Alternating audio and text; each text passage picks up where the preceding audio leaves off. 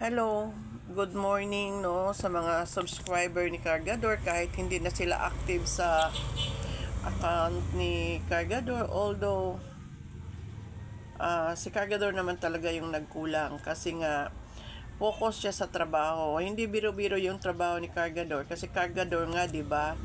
O yan. Kasi nga, ang problema namin ngayon sa account niya is 90 minutes na lang yung WH niya. Saan ka pupulutin sa 90 minutes na WH? Hindi kasi siya makapag-focus ng kanyang vlogging kasi gawa ng nagwo-work siya. Tapos hindi basta-basta, nag-aalis siya ng umaga. Tapos pagdating sa bahay, natutulog na kasi pagod. Hindi siya makapag-focus sa kanyang pagbablog.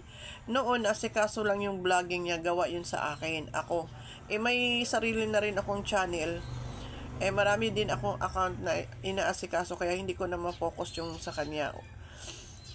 Kaya guys, baka ito'y huling video na ni Cargador dahil automatically, anytime, any days, baka mawala na yung ads niya o wala na kasi mawawala na ngayon yung ano niya, 90 minutes na lang yung ano niya, 90 minutes na lang yung WH niya. Anong mangyayari doon? Kaya kami nagbibideo ngayon, baka mamaya wala. Susuko na si Cargador, pero ako, I try my best na hindi ako susuko. Mahirap din naman guys kasi may channel din ako, nagla-live din ako everyday. And then magla-live din ako sa account niya. Pwede naman yun, ako ang gagawa. Paano naman yung mga viewers ko baka sabihin, bakit ganito? May mukha siya sa Cargador, may mukha din siya dito sa Ami Zian TV, di ba? Pero tinatry ko naman na magsa-silent siya. Pero wala kasi yung mga subscriber niya talaga unactive na sa kanya. Gawa din na may pagkukulang siya kasi nga Cargador yung trabaho niya. Napakahirap guys. Kaya hindi niya maisabay-sabay guys yung mga trabaho niya. Ngayon naka 102 revenue kami ngayon. So akala namin magsasahod kami. Chine-check namin yung aming payment status. Yun pala, sabi ni YT na magsasahod daw siya by December 21 to 26 kasi yung earning niya sa revenue niya is 102. Binuksan ko dun sa talaga sa main is 94. So meaning kulang pa siya ng $6 para ma-shoot niya yung $100 revenue. Kaya ngayon pang lang to, chamba-chamba lang to guys.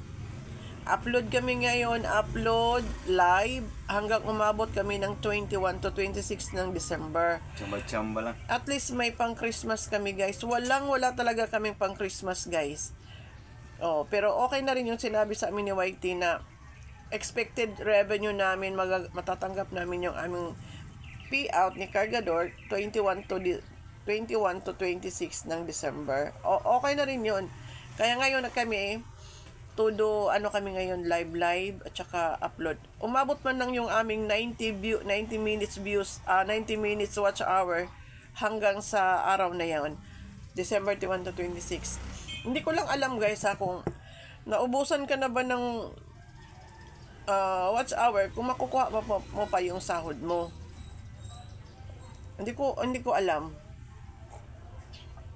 Paano mo makukuha yun kung hindi ka papaliparan, kung wala ka ng ads? 'Di ba doon na yung nagbabasihan yung yung ads natin sa ating WH. Kaya nga may monetization. Baka ma-demo siya, wala. Kaya ito siguro pamamaalam to ni Cargador sa kanyang account. Kasi hindi ko kayang anuhin lahat ng mga account niya at saka may account din ako. Iba naman kasi yung mukha niya at saka ako. Kaya guys, thank you sa mga subscriber ni Cargador at saka yung mga gusto pang mag-support kay Cargador. Maraming salamat, nagpapasalamat talaga kami sa inyo. Kahit since na monetize kami, isang beses pa lang kami nakatanggap ng kahit nung active pa kami guys. Kung yung kasagsagan ng active kami, isang beses pa lang talaga kami nagkasahod. Kailangan focus kasi dito sa pagbabloging. Focus ka talaga, hindi pwede yung papichi-pichi lang yung trabaho mo dito sa vlogging. Okay guys, that's all for today guys. Thank you so much Thank you so guys. Sa much. lahat na subscribe ni Kagaro, maraming salamat sa mga sumusuporta sa kanya. Have a good day, morning.